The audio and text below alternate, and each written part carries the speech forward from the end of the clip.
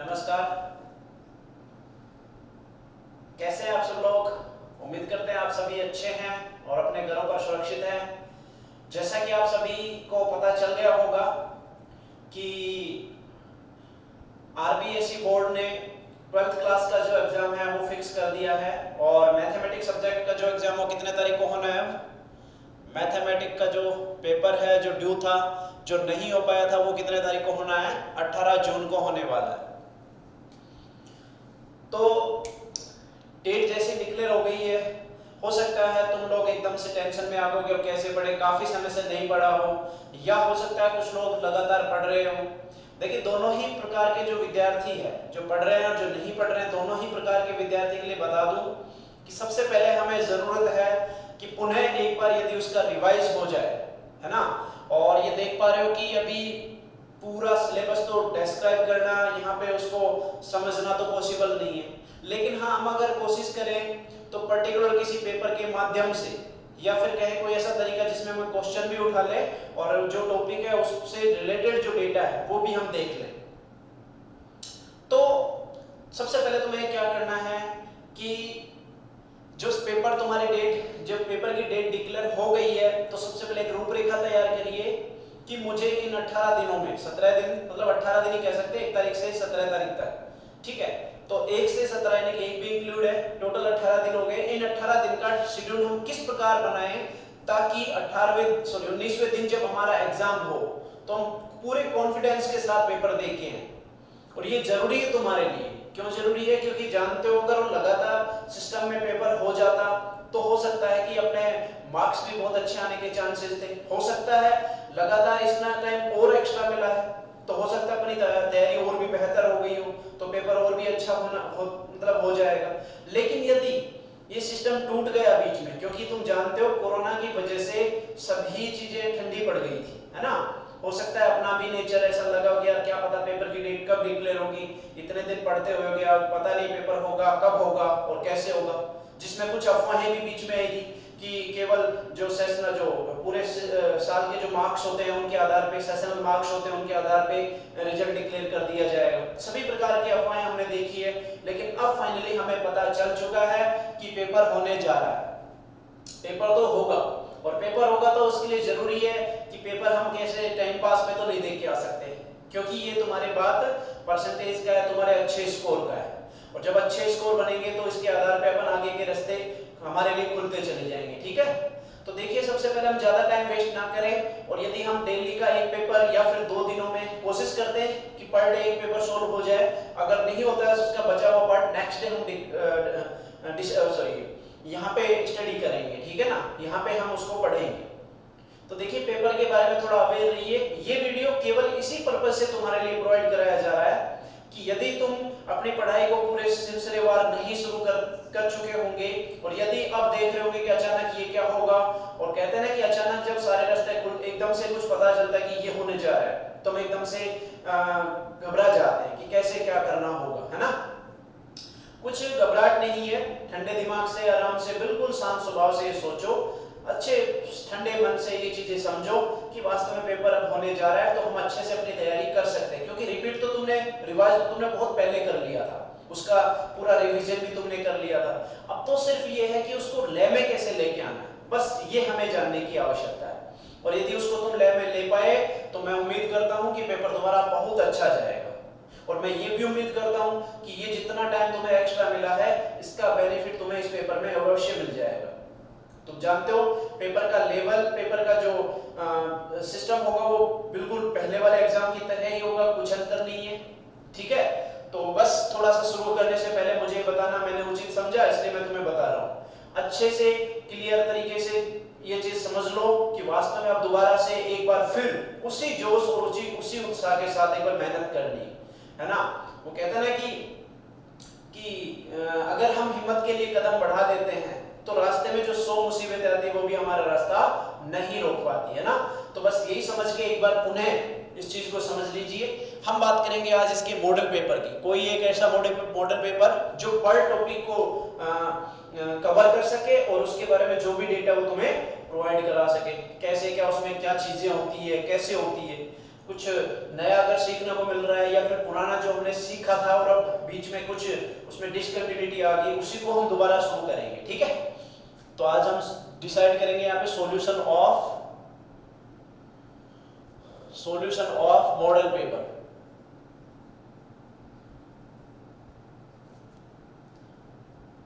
Based on board exam 220 mathematics.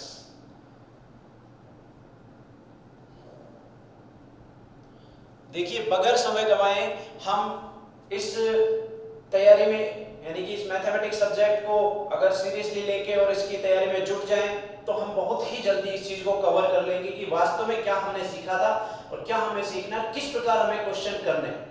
यहाँ board पे solution बताने से एक बेनिफिट और मिलेगा एक्स्ट्रा, वो क्या कि पेपर में वास्तव में लिखने का तरीका क्या होगा, किस शैली में हम अच्छे से लिख सकें। ठीक है, हर चीज को एक्सप्लेन करेंगे। तो चलिए पेपर लेके आए आपके लिए, समझिए। देखिए, इसमें ये तो तुम्हें पता ही होगा, जैसा कि तुम देख चुके हो, पता होगा। यहाँ पे टोटल 4 खंड रहने वाले हैं। कितने खंड? 4 खंड रहेंगे पेपर में। एक रहेगा खंड ए, खंड ए, एक रहेगा ब, और एक रहेगा स, और एक रहेगा द। इसमें हो गए एक नंबर के क्वेश्चन। टोटल क्वेश्चन कितने हो गए? 10। ठीक है, इसमें होंगे टोटल कितने क्वेश्चन? 5 क्वेश्चन। कितने कितने नंबर के? 2 नंबर के। 2 नंबर के क्वेश्चन 5 होंगे और ये 5 क्वेश्चन होंगे। ठीक है, इसमें टोटल कितने क्वेश्चन होंगे?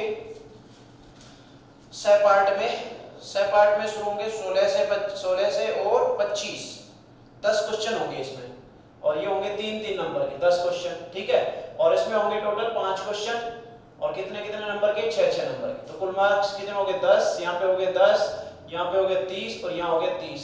तो कुल मिला के 80 नंबर का पेपर तुम्हारा होगा। ठीक है, तो चलिए शुरू करते हैं। ध्यान दीजिए, सबसे पहले हम एक नंबर के जो सवाल है उनको डिस्कस करते हैं। छोटे सवाल है, लेकिन याद रखिए गलतियां, नंबर कटने के चांसेस एक नंबर वाले क्वेश्चन ही ज्यादा करते हैं। ठीक है ना। चलिए पहला क्वेश्चन क्या, देखिए पहले चैप्टर से रिलेटेड हर टॉपिक का एक क्वेश्चन जरूर उठेगा। सबसे पहले यहाँ पे पहला क्वेश्चन दिया गया द्विचरीय संक्रिया पर आधारित। किस पर? द्विचर संक्रिया पर आधारित एक क्वेश्चन दिया गया है कि द्विचर संक्रिया। सबसे पहले संक्रिया के बारे में समझ लो, क्या होती है, कैसे होती है। आसान रूप में, ज्यादा कठिन नहीं समझेंगे, छोटा छोटा जो ब्योरा है वही समझेंगे। ठीक है, जो इंपॉर्टेंट है। द्विचर का मतलब 2 चर होंगे। अब 2 चर कौन कौन से लेने? ए और बी। संक्रिया तो उसके लिए क्या दिखा देना? स्टार। ठीक है, ए स्टार बी, यही द्विचर संक्रिया को प्रदर्शित करेगा। लेकिन कंडीशन ये है कि जब ए और बी एस से आएंगे तो उसमें ए स्टार बी भी किस में जाएगा? एस में जाएगा। ये हमें याद रखने की आवश्यकता है। ये द्विचर संक्रिया की परिभाषा है। ठीक है, अब देखिए इसमें क्या दिया गया क्वेश्चन इससे रिलेटेड। पहला क्वेश्चन क्या है समझिए। क्वेश्चन दिया गया है द्विचर संक्रिया a star b, first question, बराबर ए बी बटा 2 for every a comma b belongs to q. Q क्या है? परिमेय संख्या है। परिमेय संख्या के लिए तत्समक अवयव ज्ञात करो।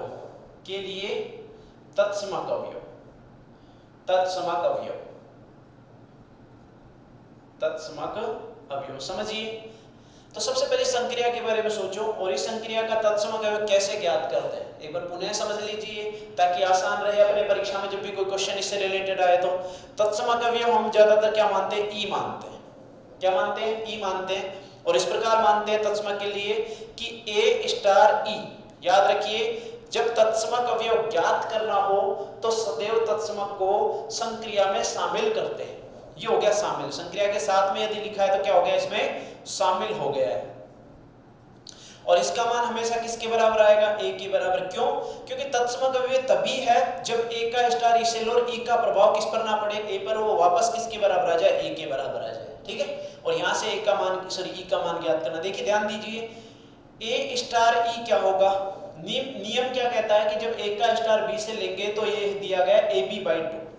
मतलब संक्रिया क्या कह रही है कि पहले दोनों अवयवों को गुणा करो और फिर 2 का भाग दे दो। तो यहाँ भी सेम नियम, पहले दोनों अवयवों का गुणा किया फिर किसका भाग दे दिया? 2 का। और ये मान किसके बराबर आने वाला है? ए के बराबर आने वाला है।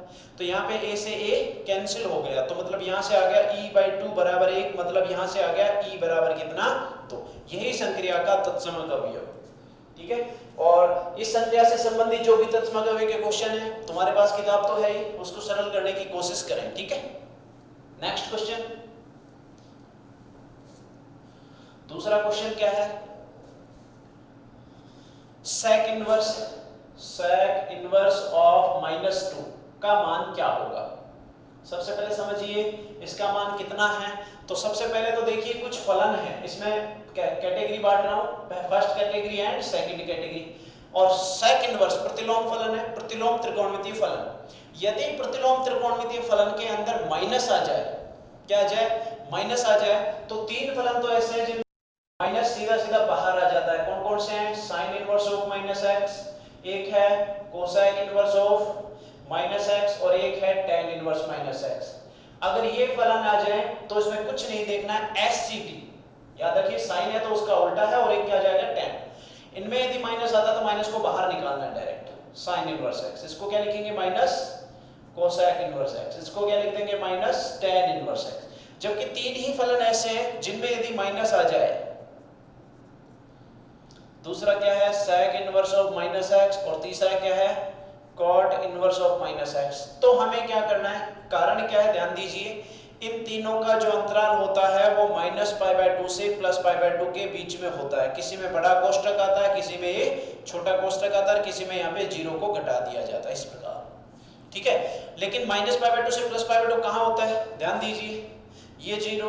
फिर तुम्हें ये बताया गया था उस टाइम जब मैंने पढ़ाया था, या फिर तुमने किसी और टीचर से पढ़ा हो, ये पढ़ा था कि जब ये घड़ी की विपरीत दिशा में घूमते हैं तो कोण हमेशा बढ़ता है, लेकिन यदि घड़ी की दिशा में घूम जाए तो कोण हमेशा क्या होने लग जाता है, घटने लग जाता है। अब जीरो यहाँ लिखा, जीरो से कम क्या होगा, -π/2 होगा, वो यहाँ होगा। जब π/2 यहाँ है तो नीचे क्या होगा, -π/2 होगा, ठीक है। अब देखिए तो इसका मतलब इनके अंतराल कहां से कहां तक है, -π/2 से 0 और 0 से π/2, इस अंतराल में। तो इसमें तो पॉजिटिव होते हैं, इसमें कैसे होते हैं, नेगेटिव। तो इसका मतलब तीन कोणों को कहां से कहां तक लेके आना है, इस अंतराल में लेके आना है। पॉजिटिव तो इस अंतराल में चले जाएंगे पहले में, जबकि नेगेटिव किस में जाते हैं, चौथे में। जबकि इसकी बात करें, इनका अंतराल होता है 0 से π। कहां से कहां होगा, 0 से पाई होगा। तो 0 से पाई देखना तो 0 यहाँ होगा, घड़ी की दिशा में घूमते तो यहाँ π/2, यहाँ पे पाई। तो यहाँ से तो पहला में पॉजिटिव होता है, जबकि दूसरे में कैसे होते हैं, नेगेटिव। अब दूसरे में ले जाने का तरीका क्या रहेगा, पाई माइनस, क्या कैसे रहेगा, इस लाइन के द्वारा ऊपर चले जाओ वापस, तो पाई माइनस, ठीक है। इस प्रकार इसका मान निकालना है। तो इसका तीनों का जो मान होगा वो क्या होगा, pi minus cos inverse x, इसका भी क्या होगा pi minus sec inverse x, और इसका भी क्या होगा pi minus cot inverse of x। इस प्रकार लिखना है, ठीक है। चलिए ध्यान दीजिए इस क्वेश्चन को किस प्रकार करें।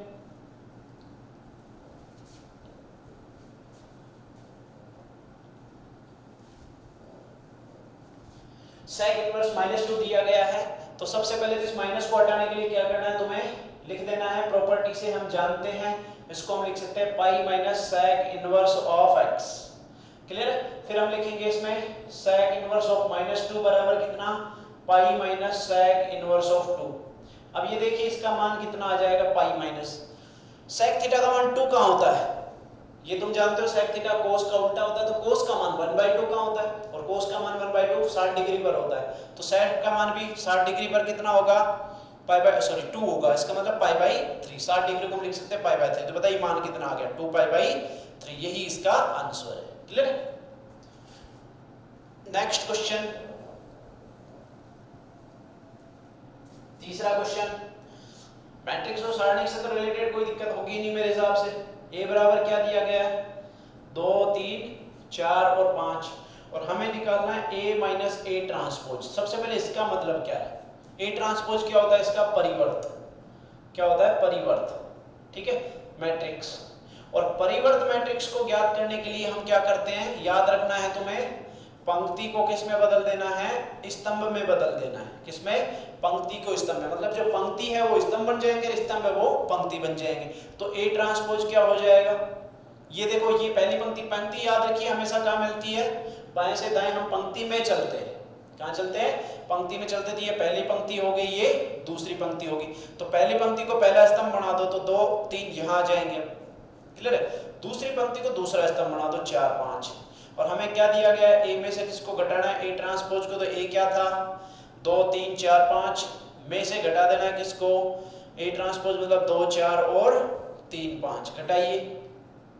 घटाने का तरीका क्या है, संगत अवयव को आपस में घटाते हैं। जैसे 2 में से 2 घटाया कितना आ गया 0, 3 में से 4 घटा दिया कितना आ गया -1, 4 में से 3 घटा दिया कितना आ गया 1, 5 में से 5 घटा दिया कितना 0। ये इसका आंसर होगा, इस प्रकार लिख देना है। क्लियर?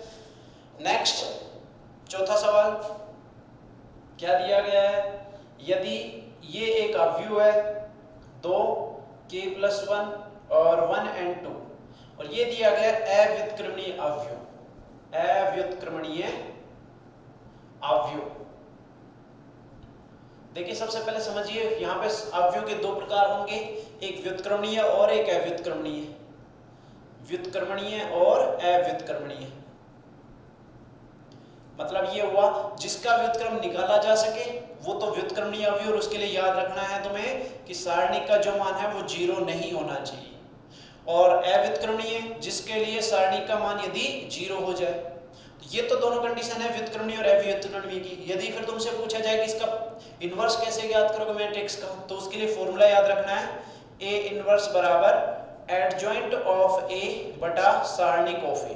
ये देखिए तुम इसका भाग नीचे लग रहा है, तो यदि नीचे वाला 0 नहीं है जब तो A इनवर्स ज्ञात होगा, और यदि नीचे वाला 0 है तो A इनवर्स ज्ञात नहीं होगा। ठीक है, तो कह सकते हैं व्युत्क्रमणीय कब होगा, जब ये नॉट इक्वल टू 0 हो, और अव्युत्क्रमणीय कब होगा, जब ये 0 के इक्वल हो। तो हमें क्या करना है, पहले सारणी के निकाल देना है। ठीक है, सारणी के क्या होगा, इसको पहले A मान लो, इसको A मान लिया है। अब हमें क्या बताना है, अव्युत्क्रमणीय होने के लिए सारणी of A is not equal to 0।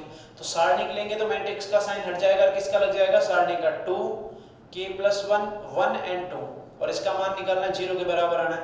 तो मान निकालने के लिए पहले क्या करते हैं, इसका मुख्य विकर्ण के अनुदिश गुणा करते हैं, तो 2 दूनी 4, फिर माइनस कर देते हैं विपरीत विकर्ण का गुणा करके, यानी कि a इसका गुणा इससे करोगे तो कितना हो जाएगा k+1, और ये बराबर किसके 0 के, तो आ गया 4 - k - 1 बराबर 0। ये हो गया 3 - k बराबर 0। तो बताइए k का मान कितना आ गया 3। चलिए नेक्स्ट क्वेश्चन,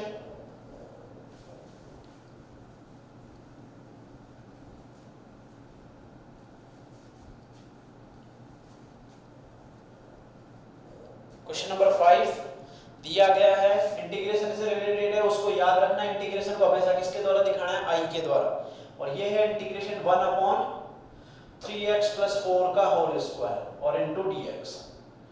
देखो इंटीग्रेशन में जब अपन स्टेप बाय स्टेप सीखते हैं तो सब चीजें क्लियर हो जाती है, लेकिन कुछ चीजें यदि क्लियर नहीं हो रही तो भी हमें समझने की आवश्यकता है। देखिए सबसे पहले गौर कीजिए, ये रेखिक फलन है, अंदर कैसा है, रेखिक, और रेखिक बिल्कुल किसकी तरह काम करता है, x की तरह। मतलब यानी कि इस इंटीग्रेशन को देखें तो ऐसा भी कह सकते हैं 1/x² इनटू dx। अब इसका समाकलन क्या होगा, ध्यान दीजिए, अगर तुम्हें डायरेक्ट आता है जब तो बहुत अच्छी बात है, इसका मान आने वाला है -1/x + c, किसका 1/x² का। लेकिन यदि तुम डायरेक्ट नहीं देखते हो तो हमेशा क्या करना है, इसको ऊपर लेके चले जाना और फिर लिख देना dx। ठीक है, फिर क्या हो जाएगा, ये हो जाएगा, इसमें पावर बढ़ती है तो -2 + 1 और भाग दे देना -2 + 1 और +c, तो ये मान भी कितना आ जाएगा, -1/x आ जाएगा। अब जब बात आती है रेखिक की, तो रेखिक भी बिल्कुल इसकी तरह ही काम करेगा, किसकी तरह, x की तरह ही काम करेगा, लेकिन फर्क क्या है, उसमें जो रेखिक फलन है उसका अवकलन करके भाग भी देना है। समझिए कैसे, जब इसका इंटीग्रेशन करेंगे तो -1/3x + 4 होगा, लेकिन फिर क्या करना है, इस पूरे का अवकलन जो अंदर लिखा है इसका अवकलन, रेखिक जो फलन है उसका अवकलन करना है, तो इसका अवकलन क्या होगा, 3 होगा, और 3 का भाग भी दे देना है, तो 1/3+। ठीक है, इसका आंसर आ जाएगा -1/3 3x + 4। हमेशा याद रखो कि रेखिक फलन यदि जब भी दिख जाए तो उसमें जो अवकलन है उसका सदैव भाग देना होता है, क्या ज्ञात करने के लिए, समाकलन ज्ञात करने के लिए। और फिर भी तुम्हें ये नहीं पता चले कि अवकलन कैसे होगा, तो तुम्हें बस इतना याद रख लेना है, x का गुणांक ही, किसमें, रेखिक फलन में x का जो गुणांक है वही उसका अवकलन होता है। और रेखिक फलन का कैसे पता चलेगा, जिसको ax + b के रूप में लिखा गया हो। देखिए x की केवल कितनी घात है, 1 घात है, रेखिक फलन है, और इसमें अवकलन जब करना है तो हमेशा क्या आएगा, x का गुणांक। x का गुणांक कितना 3 है, तो 1/3 लिख देना, भाग देना है, गुणा नहीं करना, क्या करना है, भाग देना है। अगर फिर भी नहीं समझ में आया तो नेक्स्ट तरीका भी अपना सकते हैं, क्या करते हैं, इस पूरे फलन को ही हटा दो, तो क्या कर लेना, यहाँ पे 3x + 4 को एक नए चर के बराबर मान लेना t के द्वारा, प्रतिस्थापन विधि। अवकलन करो इसका, 3 × x का अवकलन dx बराबर t का कितना dt, तो dx का मान कितना आ गया 1/3 इंटू dt कितना हो गया, ध्यान दीजिए जब इसका मान यहाँ रखेंगे तो इंटीग्रेशन 1/t² और dx का मान कितना है 1/3 इंटू dt, रख दीजिए 1/3 तो बाहर आ जाएगा 1/t² इंटू dt कितना हो गया 1/3 और इसका होता है -1/t प्लस c। याद रखिए जब t माना है तो t का मान पुनः भी रखना होगा, तो पुनः रख दीजिए कितना आ जाएगा -1/3, ये माइनस बाहर ले लिया है और ये हो गया 1/3x + 4 n प्लस। तो एक नंबर का सवाल है, ये डायरेक्ट तुम कर सकते हो, कोई दिक्कत नहीं, ठीक है। चलिए नेक्स्ट क्वेश्चन, ये 5वां क्वेश्चन था।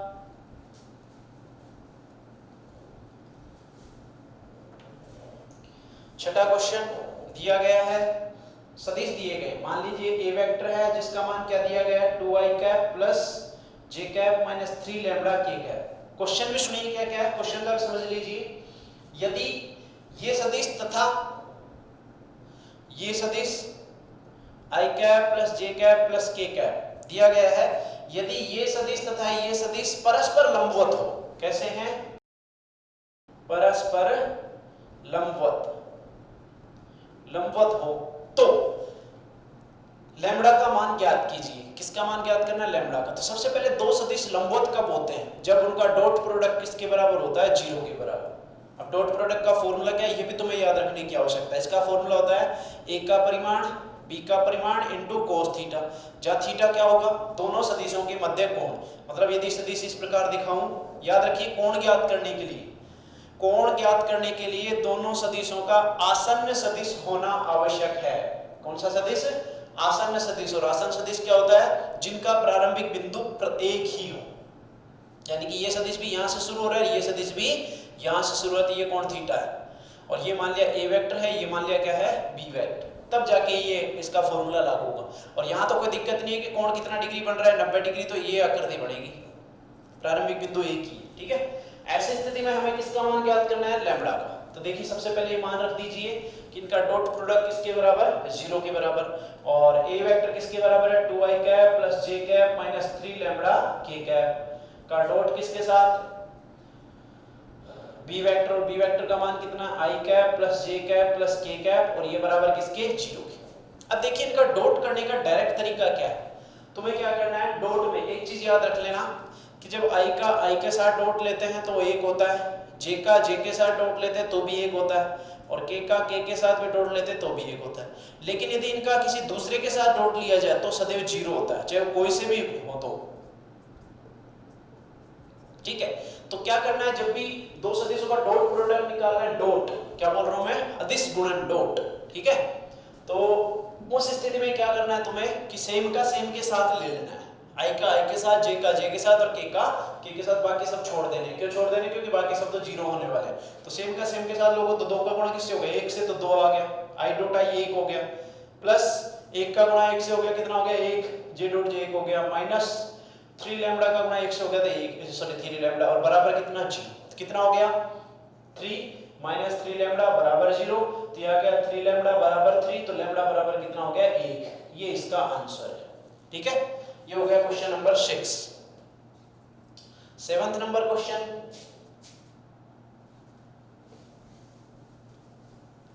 क्वेश्चन दिया गया है, यदि सदिश a वेक्टर ये हो, यदि a वेक्टर, ये क्वेश्चन है 7th नंबर, a वेक्टर बराबर कितना 3i cap minus 4j cap plus 5k cap हो, तो a वेक्टर की दिशा क्या होगी, a वेक्टर की दिशा क्या होगी। याद रखिए दिशा ज्ञात करने का बड़ा आसान सा तरीका है, दिशा हमेशा इकाई सदिश के द्वारा दी जाती है, किसके द्वारा, याद रखिए इकाई सदिश, यदि तुमसे कोई पूछे कि इकाई सदिश का काम क्या है तो क्या बताओगे, पहले इकाई सदिश होता क्या है ये देखिए। इकाई सदिश हमेशा एक ऐसा सदिश होता है जिसका परिमाण कितना होता है, 1 होता है, कितना होता है 1 होता है, मतलब जिसका परिमाण 1 हो। अब इकाई सदिश प्राप्त करने का तरीका क्या है, उस सदिश में उसी के परिमाण का भाग दे देना। तो सदिश क्या दिया गया है 3i cap minus 4j cap and plus 5k cap, और इसमें भाग दे दिया इसके परिमाण का। तो परिमाण निकालने का तरीका अंडर रूट ऑफ पहले वाले पार्ट का स्क्वायर यानी कि 3 का स्क्वायर 9 प्लस दूसरे वाले पार्ट का स्क्वायर, तो स्क्वायर करोगे तो माइनस का स्क्वायर प्लस होता है, लिखने की आवश्यकता नहीं, 16 प्लस 5 का स्क्वायर 25, कितना आ गया 3i cap minus 4j cap plus 5k cap और उसमें भाग किसका दे दिया 16 9 25 25 50, तो इसको लिख दिया 5√2। ठीक है, ये इसका आंसर होगा, ये इसकी दिशा है। ठीक है, 7वां सवाल है। 8वां सवाल लिखा है, 8वां सवाल समतल, एक समतल दिया गया है। समतल क्या दिया गया है 4x + 3y + 6z = 12 द्वारा y अक्ष से काटे गए अंतःखंड की लंबाई ज्ञात कीजिए। देखिए समझिए, y अक्ष पे काटा गया अंतःखंड है, तो y अक्ष पे जब बात करेंगे तो y अक्ष पर याद रखिए, y अक्ष पर x का मान भी 0 है और z का मान भी 0। क्लियर है, जब ये दोनों 0 रखेंगे तो कितना आ जाएगा 3y और बराबर कितना 12, तो y बराबर कितना आ गया 4। ये इसका आंसर डायरेक्टली लिख सकते हो, कोई दिक्कत ही नहीं है। ठीक है, नेक्स्ट क्वेश्चन, क्वेश्चन नंबर 9। समझिए 9वां सवाल क्या दिया गया है। 9वां सवाल याद रखिए, रेखीय प्रोग्रामन समस्या पर आधारित है। क्या है, x + y > 6 है, x > 0 है, y > 0 है। तो सबसे पहले ये एक समीकरण, इसके बारे में सोचिए। सबसे पहले एक रेखा क्या मिलेगी, यहाँ से रेखा होगी x + y = 6। अब इससे बिंदु निकालो, प्रतिच्छेद बिंदु, प्रतिच्छेद बिंदु कहां पर, अक्षों पर। पहले कौन सी अक्ष पर, x अक्ष पर a बिंदु, x अक्ष पर y का मान कितना होता है 0 होता है, तो x = 6 आ जाएगा, 6,0। दूसरा b 0,6। मतलब यदि इसका डायग्राम बनाना हो, याद रखिए ये आकृति है, ये जो ऐसे में, यानी कि ये जो प्रतिबंध है, ये प्रतिबंध सदैव ये कहते हैं कि हमेशा जो हल आएगा वो प्रथम चतुर्थांश में आएगा। ठीक है, तो सबसे पहले बिंदु दिखा, तो ये आ गया और ये आ गया। ये बिंदु A है जिसके निशान क्या है 6,0, इसके क्या है 0,6। क्लियर है, तो मतलब ये रेखा बनेगी, रेखा बन गई। अब इस रेखा के द्वारा देखना है कि > 6 है। अब इस स्थिति में ध्यान दीजिए, इसका क्षेत्र की बात करते हैं। जब > या <= आता है तो उसका क्षेत्र देखते हैं। क्षेत्र या तो ऊपर की तरफ होगा या फिर नीचे की तरफ होगा, इधर नहीं आएगा। क्यों, क्योंकि ये कह रहा है पहले चतुर्थांश में ही क्षेत्र लेना है। अब ऊपर आएगा या नीचे आएगा, ऐसी स्थिति में मूल बिंदु की जो स्थिति वो देखनी है। किसकी स्थिति, मूल बिंदु की। मूल बिंदु क्षेत्र में शामिल है या नहीं है, तो वो देखने के लिए क्या कर देना है, x और y की जगह कितना कितना रख देना है 0 0। मूल बिंदु को संतुष्ट करा देना है। तो जब संतुष्ट कराएंगे तो 0 + 0 > 6 यानी कि 0 < 6। क्या ये सत्य है क्या, जो कि असत्य है। और असत्य होने का मतलब ये होगा कि मूल बिंदु उसके क्षेत्र में शामिल नहीं होगा। अगर ये सत्य होता तो मूल बिंदु क्षेत्र में शामिल होता, लेकिन नहीं है तो क्षेत्र ऊपर की तरफ रहेगा। इस प्रकार पेंसिल से दिखा देना इसको, लाइट ऐसे करके हल्का, है ना, इस प्रकार दिखा देना। ये क्षेत्र, ये संपूर्ण क्षेत्र इसका सुसंगत क्षेत्र होगा। 9वां क्वेश्चन हो गया। 10वां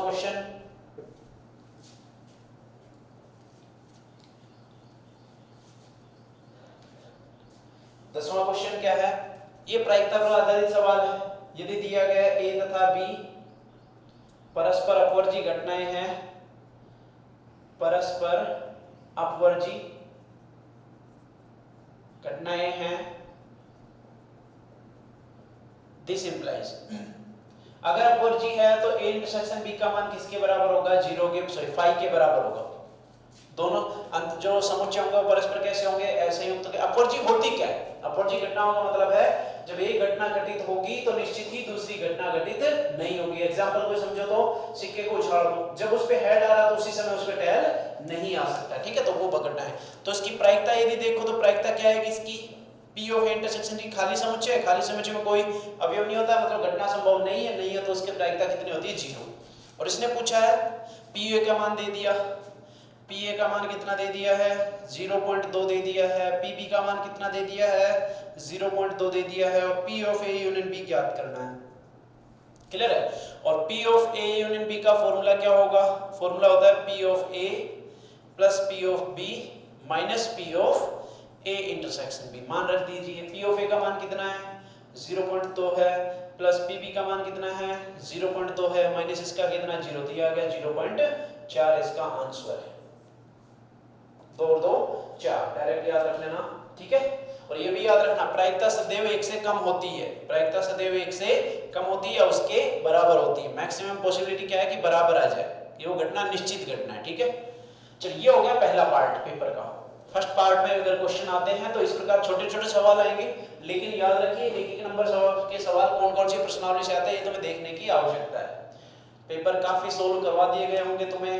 यहाँ भी अपने स्कूल के जो बच्चे थे इनमें इनके भी काफी पेपर सोल्व हो चुके थे। अगर कोई डाउट हो तो एक बार पुनः रिपीट करना और याद रखना सरसरी निगाह से एक बार नोट्स को जरूर पढ़ लेना, क्योंकि नोट्स जो जिस तरीके से लिखवाए गए उनके आधार पे तुम कोई भी क्वेश्चन कर सकते हो ना।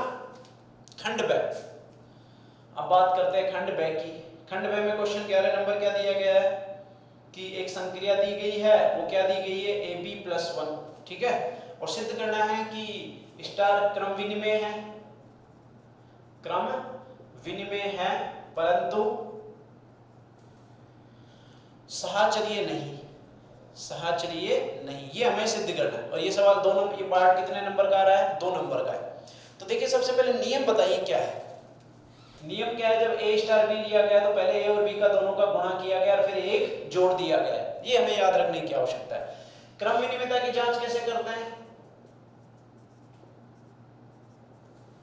की जांच बड़ा आसान है। A स्टार B दिया गया है, कितना दिया गया है AB+1, फिर हमें क्या करना है, क्रम विनिमय में इनका क्रम चेंज कर देना है, B स्टार है। बस तुम्हें ये याद रखने की आवश्यकता नहीं कि ये मान इतना आएगा कि नहीं आएगा, तुम्हें ये याद रखने की आवश्यकता है कि इसका नियम क्या है। और नियम क्या था, दोनों अवयव जिनके बीच में स्टार लगा उनका गुणा करना है और एक जोड़ देना है। तो दोनों का गुणा कर दो, कितना हो गया BA और साथ में एक जोड़ दिया।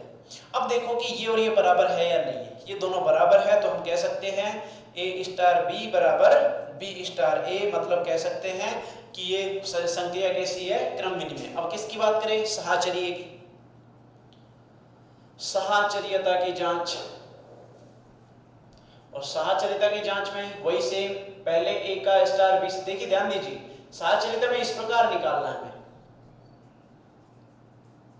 3 अवयव लेने हैं, तो एक बार तो पहले 2 का ले लिया स्टार, फिर तीसरे का लिया, और एक बार लास्ट के 2 का ले लिया, फिर उसका साथ पहले के साथ ले लिया। या तो ये बराबर होंगे या ये बराबर नहीं होंगे। अगर बराबर है तो संक्रिया सहाचरीय है, अगर बराबर नहीं है तो संक्रिया सहाचरीय नहीं है। तो हमें क्या करना है, पहले इसका मान निकालना है। इसका मान दिया गया कितना, A स्टार B बराबर AB+1। नियम याद रखो, नियम क्या है कि दोनों का क्या कर दिया गया है, दोनों का गुणा किया गया और एक जोड़ दिया गया है। अब उसका C किस, और इसको एक नए अवयव के बराबर मान लो कि किसके बराबर, D के बराबर है, माना, ठीक है। तो फिर क्या हो गया, अब क्या कर लेना है, A स्टार B है हमारे पास, फिर किसका, C के साथ लेना है। इसको थोड़ी देर के लिए जो माना है वो लिख दो, D माना है तो D लिख दिया, D स्टार C बन गया।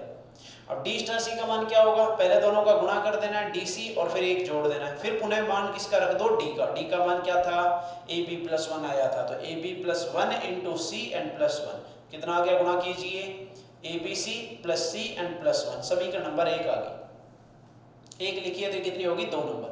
अब हम इसमें निकालेंगे पहले B स्टार C, तो B स्टार C क्या होगा, वही नियम तो सेम ही रहेगा, BC+1 मतलब गुणा कर देना फिर एक जोड़ देना, ठीक है।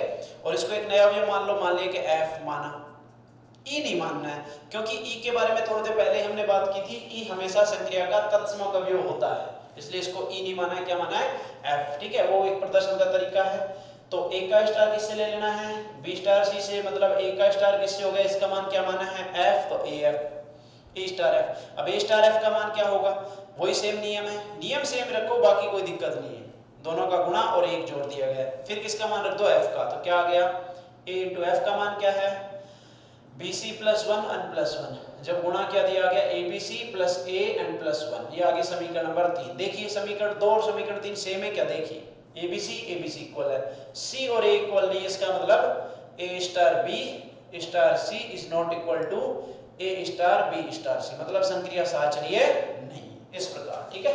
11 नंबर क्वेश्चन करना है, ठीक है। Next question 12 number,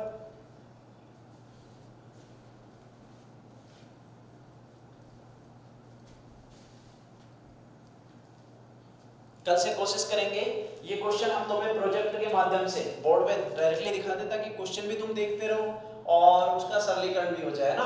12 number question क्या है, दिया गया है एक मैट्रिक्स है और इसमें दिया गया 1 5 और 6 और 7, ठीक है। और तो कह रहा है एक को, ये 12 नंबर क्वेश्चन है, सममित एवं विषम सममित मैट्रिक्सों मैट्रिक्सों के योग के रूप में लिखें, योग के रूप में लिखें। इसका मतलब क्या है? सबसे पहले सममित मैट्रिक्स क्या होगी, विषम सममित मैट्रिक्स क्या होगी, ये तुम्हें याद रखने की आवश्यकता है। यदि ए में ए के ट्रांसपोज को जोड़ दिया जाए तो ये याद रखो हमेशा सममित भाग होगा, सममित मैट्रिक्स होगी, सममित मैट्रिक्स होगी। और जब बात करें ए माइनस ए ट्रांसपोज तो ये हमेशा कैसी होगी, विषम सममित मैट्रिक्स होगी, विषम सममित मैट्रिक्स। पहचान करने का तरीका विषम सममित का बड़ा आसान सा है। विषम सममित में जो मुख्य विकर्ण होगा उसका प्रत्येक अवयव शून्य होगा। कितना होगा? शून्य होगा, डायरेक्टली देख सकते हैं उसमें। और साथ में उसके जो अवयव है वो भी देखेंगे किस प्रकार के आने वाले हैं। ये याद रखिए विषम सममित का फॉर्मूला क्या होता है, यदि ए का ट्रांसपोज लिया जाए तो माइनस ए के बराबर आना चाहिए, माइनस आगे आ जाए। माइनस कब आता है कि जब मुख्य विकर्ण के प्रत्येक अवयव तो कितने हो, 0 0 0 हो, और विपरीत ये अवयव, ये समान दूरी पर अवयव ये क्या हो, विपरीत चिन्ह के हो। विपरीत चिन्ह का मतलब यहाँ पे प्लस है तो यहाँ माइनस होगा, यहाँ प्लस है तो यहाँ माइनस, इस प्रकार। ठीक है, इस प्रकार लिख देना। चलिए, तो ये हमें याद रखने की आवश्यकता है। अब देखिए ए को किस प्रकार व्यक्त करें, ये 6 है तो ए को हम ऐसा लिख सकते हैं क्या, 1/2 a plus A transpose and minus A minus A transpose, sorry plus A minus A transpose. तो ये हो गया 1/2 a प्लस ए ट्रांसपोज, इसका सममित भाग हो गया, और 1/2 a माइनस ए ट्रांसपोज इसका विषम सममित भाग हो गया। तो लिखने की आवश्यकता है, पहले ए ट्रांसपोज निकाल लो। ए ट्रांसपोज निकालने का तरीका क्या रहता है, वही थोड़ी देर पहले बताया था कि जो पंक्ति है उसको किस में बदल देना, स्तंभों में। तो कितना हो गया, 1 5 6 और 7। क्या किया है, पहली पंक्ति को पहला स्तंभ बना दिया, दूसरी पंक्ति को दूसरा स्तंभ बना दिया, ये आ गया। अब सममित भाग क्या हो गया, 1/2 a प्लस ए ट्रांसपोज, मान रख दो 1/2, ए का मान कितना है वो रख दीजिए, 1 5 6 7 एंड प्लस ए ट्रांसपोज क्या है, 1 6 5 7। ठीक है, तो कितना आ गया, 1/2, जोड़ दीजिए, 1 और 1 2, 5 और 6 11, 6 और 5 11, 7 और 7 14। तो कितना आ गया, 1/2 बाहर, या तो इसी रूप में छोड़ दो या अंदर लिख दो, 2 मतलब 2 का 2 में भाग। अच्छा, अब ध्यान दीजिए, किसी मैट्रिक्स में यदि किसी अशून्य संख्या का भाग दिया गया हो, गुणा किया गया हो, तो वो गुणा अशून्य संख्या का प्रत्येक अवयव से होगा, प्रत्येक अवयव से होगा। मतलब 2 का इस 1/2 का इससे गुणा 1 होगा, इसका इससे गुणा 11/2 होगा, इसका 11/2 होगा, इसका 7 होगा, इस प्रकार लिखना है। ये तो हो गया इसका कौन सा भाग, सममित भाग। अब देखें इसका कौन सा भाग, विषम सममित भाग।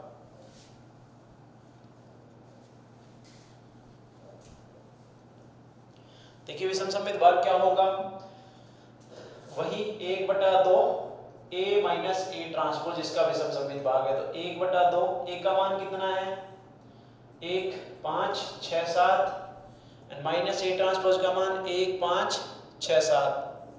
ठीक है, नेक्स्ट स्टेप में क्या जाएगा, 1/2,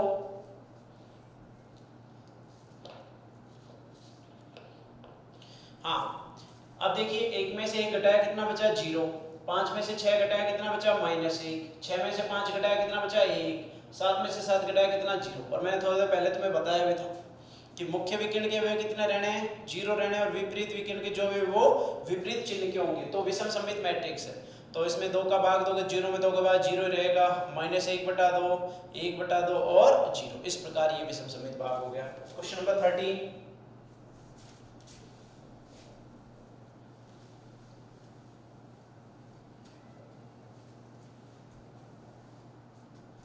ध्यान दीजिए। 13 नंबर क्वेश्चन दिया गया है, fx बराबर kx + 1 और cos x, ये दो फलन दिए गए, जबकि x ≤ पाई, जबकि x > पाई। और ये कह रहा है कि यदि fx x बराबर पाई पर संतत हो तो k बराबर कितना होगा। तो पहले बात करते हैं संततता कब होती है।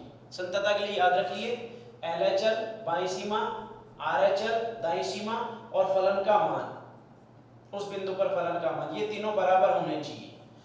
बाईं सीमा दाईं सीमा और फलन का मान। तो सबसे पहले LHL का फॉर्मूला क्या वो देखिए, लिमिट x टेंड्स टू, ध्यान दीजिए किस पर निकाल रहे हैं सीमा, पाई पर, तो पाई आएगा और यहाँ पे याद रखिए l है तो माइनस आ जाएगा लेफ्ट, ठीक है, और यहाँ पे आ जाएगा फलन fx। फिर जब इसको इनइक्वालिटी को हटाएंगे तो यहाँ h टेंड्स टू 0 आ जाएगा, ये हो जाएगा f of pi minus h। देखिए यानी कि x tends to pi minus x जब पाई से छोटा है तो फलन क्या है, x is less than pi के लिए फलन जो है वो दिया गया, देखिए यहाँ देखिए x लेस देन पाई, तो फलन का मान कितना है, kx प्लस 1 है, तो x का मान रख दीजिए, x का मान कितना है पाई माइनस h, तो ये हो गया कितना k into pi minus h और प्लस 1, तो मान रख दीजिए LHL का मान कितना आएगा, LHL का मान आ जाएगा यहाँ पे limit h tends to 0 k into pi minus h and plus 1। फिर क्या कर देना है, सीमा का मान निकालना है। सीमा की कुछ विधियां हैं, उन विधियों में सबसे पहले आती है प्रतिस्थापन विधि, तो प्रतिस्थापन विधि से h का मान कितना रख दो 0, तो 0 रखो दिया जाएगा k पाई प्लस 1, ये आगे समीकरण नंबर 1। फिर कौन सी सीमा, दाईं सीमा RHL, फॉर्मूला सेम ही रहेगा बस चेंज आ जाएगा इस प्रकार, पाई प्लस लिख देना है यहाँ, और फलन अभी भी क्या है fx, ये कितना आ गया limit h tends to 0 f of pi plus h। अब कितना आ जाएगा, जब x का मान पाई से बड़ा है तो बताइए फलन क्या है, फलन fx बराबर कितना है cos x है, तो f ऑफ पाई का मान कितना है पाई प्लस h, कितना आ जाएगा cos of pi plus h।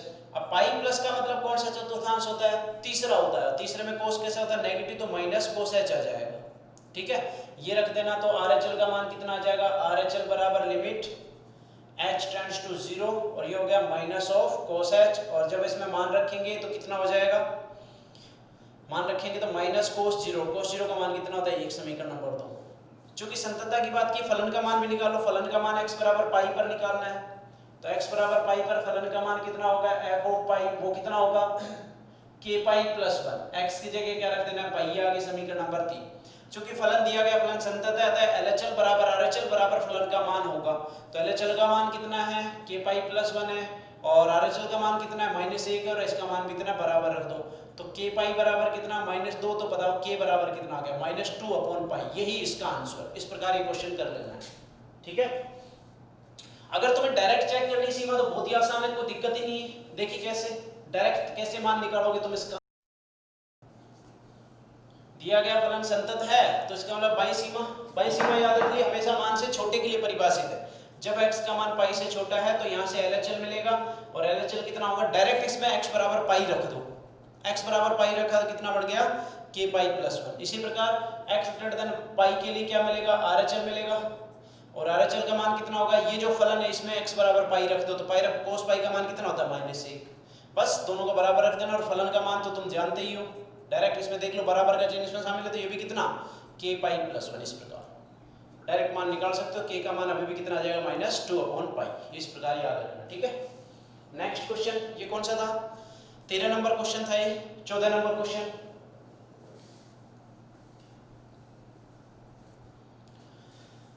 Question number 14 दिया गया है i बराबर integration 1 plus m into log x का होल स्क्वायर, और उसमें भाग किसका लग रहा है x का इंटू dx, समाकलन ज्ञात करना है। 2 नंबर का सवाल देखिए ध्यान दीजिए, जो 1 नंबर का सवाल आएगा उसमें डायरेक्टली आ जाएगा समाकलन, बड़ा आसान सा आएगा, सिंपल जो सवाल है उस पर आधारित होगा। यहाँ देखिए हो सकता है सवाल साधारण यानी कि मूलभूत फलनों का ना होकर किसी अन्य फलन का हो, तो देखिए ध्यान दीजिए, यहाँ लिखा है 1 अपॉन x, दिख रहा है तुम्हें, और 1 अपॉन x के बारे में याद रखना किसका अवकलन होता है, log x का, किसका log x का, मतलब ये फिक्स है कि यहाँ पे log x का अवकलन हमें दिया गया, तो जब किसी फलन का अवकलन दिया जाए तो हम क्या करते हैं, उस फलन को एक नए चर के बराबर लिख देते हैं, तो log x को लिख देते हैं t के बराबर। अब तुम देखो यदि इसका गुणा m से और अचर राशि से, तो इसका प्रभाव इस पर नहीं पड़ेगा, बस m का डायरेक्ट गुणा हो जाएगा, तो हम इस पूरे को भी शामिल कर सकते हैं उसमें t के बराबर में। फिर एक जुड़ गया, एक का अवकलन हम जानते हैं 0, तो इस प्रकार के फलन में हम ऐसा लिख सकते हैं directly m 1 plus m log x बराबर t, अवकलन इसका अवकलन 0 है, m को छोड़ दिया गया, इसका अवकलन 1/x है और इनटू dx है बराबर dt, तो यहाँ से इस m को हटा दो, क्यों m तो नहीं है, तो m को इधर भेज दोगे तो आ जाएगा 1/x इनटू dx बराबर कितना dt बटा m, कितना हो गया है एक सॉरी आई बराबर, ध्यान दीजिए इस पूरे को मैंने क्या माना टी, तो ये हो गया T square into D x बटा एक्स का मान कितना हो गया डी टी बटा एम, तो m तो बाहर आ गया 1 बटा m, फिर कितना हो गया T square into D T, T square का समाकलन क्या होता है, अब समाकलन करना तो याद रखिए पावर बढ़ेगी तो टी की पावर 2 + 1 बटा 2 + 1 और प्लस c, तो कितना आ गया 1 बटा m इंटू टी, टी की पावर कितनी होगी 3, मतलब 1 + m log x की पावर 3 और बटा 3 और प्लस c, सही तरीके से लिख दो, ये आ गया 1/3m into 1 + m log x की पावर 3 और प्लस c, c क्यों जोड़ा जाएगा याद रखिए, जब तक अनिश्चित समाकलन है तब तक c तो जोड़ना ही है, ठीक है। ये हो गया 14 नंबर सवाल। नेक्स्ट क्वेश्चन 15 नंबर दिया गया है a वेक्टर बराबर कितना है i cap plus 2j cap plus 3k cap और b वेक्टर बराबर कितना है 3i cap minus 2j cap plus k cap, और पूछ रहा है यदि एक समांतर चतुर्भुज की आसन्न भुजाओं को व्यक्त करे, a वेक्टर और b वेक्टर क्या है, समांतर चतुर्भुज की आसन्न भुजाएं, तो समांतर चतुर्भुज का क्षेत्रफल क्या होगा, समांतर चतुर्भुज का क्षेत्रफल क्या होगा, ये देखने के लिए सबसे पहले याद रख लो समांतर चतुर्भुज का क्षेत्रफल जिसकी आसन्न भुजाएं दी गई, याद रखो कौन सी भुजाएं, आसन्न भुजाएं, उसका क्षेत्रफल सदैव ये होता है परिमाण of a vector cross b vector.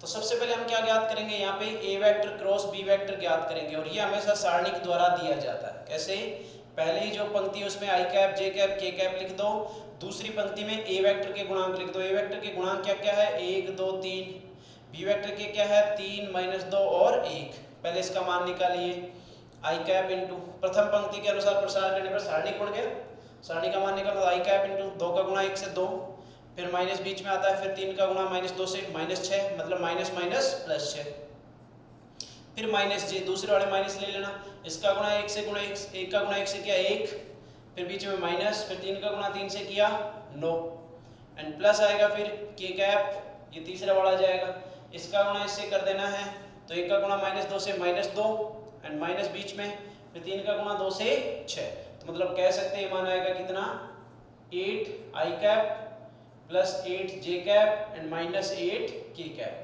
ये आ गया। अब इसका परिमाण कैसे निकालोगे, ध्यान दीजिए, इसमें से 8 कॉमन ले लो तो क्या बन जाएगा i cap plus j cap minus k cap बन गया। अब परिमाण निकाल लो, परिमाण of a vector cross b vector बराबर 8 को तो छोड़ दो, क्यों, क्योंकि परिमाण का परिमाण पर इस 8 का कोई फर्क नहीं, डायरेक्टली बाहर रख दिया है। अब अंडर रूट ऑफ अंदर 1 + 1 + 1 मतलब क्या होगा रूट ऑफ स्क्वायर, इसके गुणांकों का स्क्वायर, इसका गुणांक 1 है तो उसका स्क्वायर, इसका गुणांक 1 है उसका स्क्वायर, इसका गुणांक -1 है उसका स्क्वायर, इस प्रकार, ठीक है। कितना आ गया ये 8√3, यही उस समांतर चतुर्भुज का क्षेत्रफल होगा। अगर ये त्रिभुज की पूछता कि ये दो सदिश त्रिभुज के आसन्न भुजाएं हैं तो उस त्रिभुज का क्षेत्रफल क्या होगा, तो उसके लिए क्या लिख देते 1/2 लिख देते, समझ गए, इस प्रकार लिख देना है। चलिए 15 नंबर क्वेश्चन कंप्लीट है। नेक्स्ट क्वेश्चन देखें। चलिए आज कोशिश करते हैं कि इन दो को ही सोल्व करने की कोशिश करें, बाकी हम कल देखेंगे, ठीक है। ये पेपर कल हम डिस्कस पूरा कर लेंगे। डेली का हम क्या करेंगे, आज थोड़ा टाइम शुरू में ज्यादा ले लिया, हम कोशिश करेंगे कि कम से कम 5 या 7 पेपर डिस्कस कर सकें, ठीक है। तो बाकी के जो सवाल है वो हम कल डिस्कस करने वाले हैं। आसानी सवाल है लेकिन तुम अच्छे से प्रैक्टिस करो। आज इन सवाल के ऊपर घर पे पढ़ो, कम से कम जो ये सवाल है पहले और दूसरे खंड के, इनको तुम करके देखो घर पे रहकर ही, और जो तुम्हारे पास किताब है उसमें देखो कि सिलेबस किस प्रकार दिया गया है। तो ये सभी तुम्हें ध्यान रखने की आवश्यकता है और अपने आप को एनर्जी से भरपूर रखना, थकना नहीं।